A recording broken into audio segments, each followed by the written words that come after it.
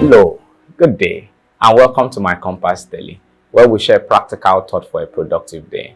What's our practical thought for today? I would love to say to you that you cannot and you must not do ministry with your personal strength. There was someone that came to visit me once and asked the question, said, Pastor, how is ministry? Well, she wasn't really asking about my welfare. She was asking because she actually sensed the call of God into ministry also. I answered her and said to her that ministry can only be run by the grace of God and not by personal strength. You see, ministry is actually an overflow. Jesus called the disciples first to himself, and then he said, well, I can also send you out. So those who go for him must go from him. There is no way you can say you are going for him if you are not going from him. A minister must not joke with his personal devotion. That is the foil of ministry. A minister must not joke with character.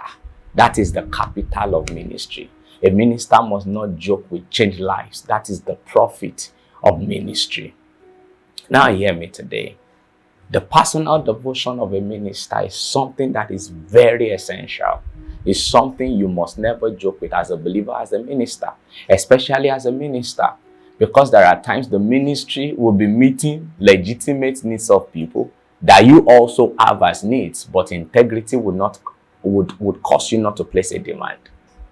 The ministry sometimes are going to have people who have 3-4 cars and you are the ones dedicating it and you have none. You'll be dedicating buildings and you've not built your own. And yet you have to be strong. You have to be focused. You have to be loving. You have to ensure there is no offense. The only way you can do this is ensuring that you are going from him.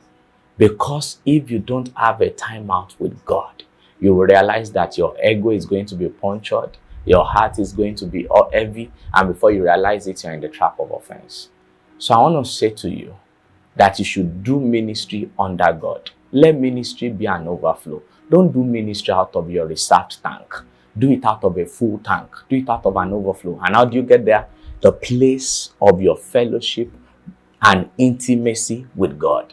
Do not joke with it. Don't forget, you cannot do ministry in personal strength. Let me end with the word of Jesus to the disciples. He said to them in Matthew chapter 19 and verse 26, says, no chance at all if you think you can pull it off yourself.